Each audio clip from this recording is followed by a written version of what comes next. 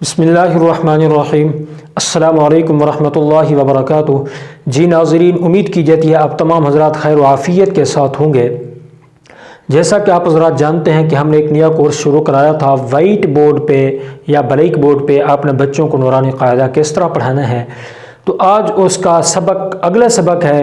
तो आज के सबक के अंदर हम इंशाअल्लाहुल अज़ीज़ पढ़ेंगे बच्चों को हुरूफ़ मुफ़रदात में मज़ीद पुख्तगी कैसे कराएँ।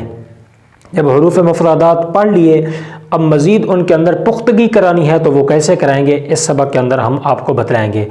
तो चलिए आज के सबक शुरू करते हैं। सबक शुरू करने से पहले छोटी सी गुजारिश, अगर आपने अभी तक हमारे चैनल और कुछ सीखें को सब्सक्राइब नहीं किया तो प्लीज़ जल्दी से सब्सक्राइब कर दें, ताकि इस तरह के मज़ीद आने वाले असबाक बआसानी आप तक पहुँचते रहें और आप हमारे चैनल और कुछ सीखें से कुछ सीख सकें।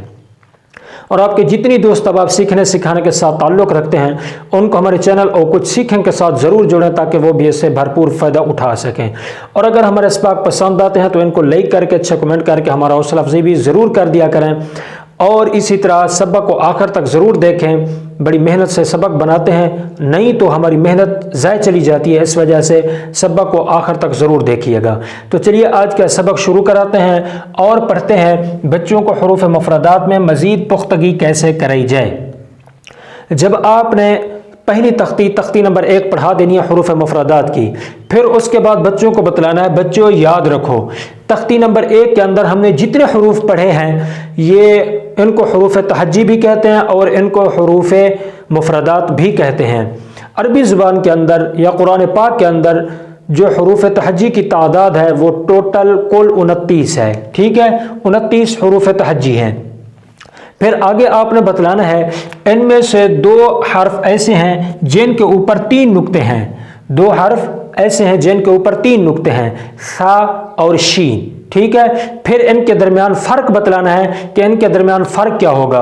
बच्चे नुक्तों की पहचान तो हो गई, अब ये कैसे मालूम होगा कि ये सा है और ये शीन है। तो इनके दरमियान फ़र्क इस तरह करें, इन दोनों में फ़र्क यह है कि अगर एक शोशा हो, जिस तरह आपको ये नज़र आ रहा है, अगर इस तरह एक शोशा हो, मिसाल के तौर पर मैं यहाँ आपको समझा देता हूँ, अगर इस तरह एक शोशा हो और उसके ऊपर 3 नुक्ते हों तो वो सा, और अगर 3 शोशे हों जैसे इस तरह,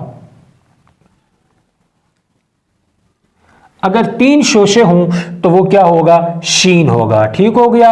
अब इनके दरमियान सा और शीन के दरमियान फ़र्क भी आपको मालूम हो गया, और ऐसे ही नुक्ते भी मालूम हो गए कि इन 2 हर्फ ऐसे हैं जिनके ऊपर 3 नुक्ते हैं। फिर उनके दरमियान फ़र्क यह है, अगर एक शोशा हो तो वो सा, और अगर 3 शोशे हों तो वो शीन।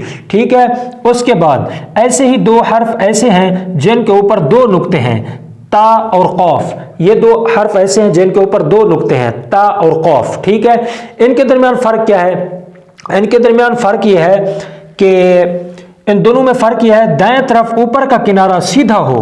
ठीक है, जिस तरह ये आपको नज़र आ रहा होगा, दाएं तरफ ऊपर का किनारा बिल्कुल सीधा हो, जिस तरह इसी सा का बनाया था हमने, इस तरह बिल्कुल सीधा, और ऊपर 2 नुक्ते हों तो वो ता, और अगर दाएं तरफ ऊपर का किनारा गोल मुड़ा हुआ हो तो वो कौफ पढ़ेंगे, जैसे इस तरह। ठीक हो गया। अब सा और शीन के दरमियान भी फ़र्क आपको मालूम हो गया, इसी तरह ता और कौफ के दरमियान भी फ़र्क आपको मालूम हो गया। ठीक हो गया। अच्छा जी, उसके बाद ऐसे ही एक हर्फ ऐसा है जिसके नीचे 2 नुक्ते होते हैं और वो या है। ये तो बिल्कुल आसान है, जिस हर्फ के नीचे 2 नुक्ते हों, जिस हर्फ के नीचे 2 नुक्ते हों तो वो या है, और इसे ऐसे ही जिस हर्फ के नीचे 1 नुक्ता हो तो वो बा है। ये तो बिल्कुल आसान है, अगर 2 नुक्ते तो या, अगर 1 नुक्ता तो बा। ठीक है, फिर ये तो बिल्कुल आसान था। अब आगे है 7 हरूफ ऐसे हैं जिनके ऊपर 1 नुक्ता होता है। 7 हरूफ ऐसे हैं जिनके ऊपर 1 नुक्ता होता है, जैसे खा, राल, जा, तोद, ज़ा, गैन, फा। ठीक हो गया। ये 7 हरूफ ऐसे हैं जिनके ऊपर 1 नुक्ता है। ठीक हो गया।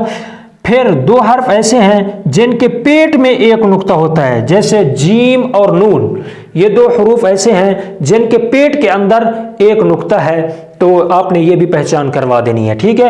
اس کے بعد 14 حروف ایسے ہیں جن میں کوئی نقطہ نہیں ہوتا، جو بغیر نقطے کے ہوتے ہیں، نقطہ ان کے اندر کوئی بھی نقطہ نہیں ہوتا، اور وہ 14 حروف یہ ہیں: الف، ح، دال، را، سین، صاد، طاء، عین، کاف، لام، میم، واو، ہا، حمزہ۔ یہ 14 حروف ایسے ہیں جن کے اوپر نیچے دائیں بائیں کوئی نقطہ نہیں ہوتا، یہ بغیر نقطے کے ہوتے ہیں، یہ خالی ہوتے ہیں۔ تو جی ناظرین، آج کے سبق کے اندر ہم نے یہ پڑھا بچوں کو حروف مفردات میں مزید پختگی کیسے کرائیں، اور حروف مفردات کے متعلق کچھ اور ٹپس بھی رہتے ہیں، وہ انشاءاللہ اگلے سبق کے اندر آپ کو بتلاؤں گا۔ اس کے بعد حروف مرکبات کو ہم شروع کریں گے۔ تو امید کی جاتی ہے آج کا سبق آپ کو اچھا بھی لگا ہوگا اور پسند بھی آیا ہوگا، سمجھ بھی آیا ہوگا۔ اگر پسند آتا ہے تو اس کو لائک کر کے، اچھا کمنٹ کر کے ہمارا حوصلہ افزائی ضرور کر دیں۔ چینل پر نہ ہے تو چینل کو سبسکرائب کر دیں، اور آپ کے جتنے دوست اب آپ پڑھنے پڑھانے سیکھنے سکھانے کے ساتھ تعلق رکھتے ہیں ان کو ہمارے چینل اور کچھ سیکھنے کے ساتھ ضرور جوڑیں، تاکہ وہ بھی اس سے بھرپور فائدہ اٹھا سکیں۔ آج کے لیے اتنا ہی، اور ملتے ہیں اگلے سبق کے اندر۔ اپنا بہت بہت خیال رکھیے گا، اور مجھے اپنے خصوصی دعاؤں میں یاد رکھیے گا۔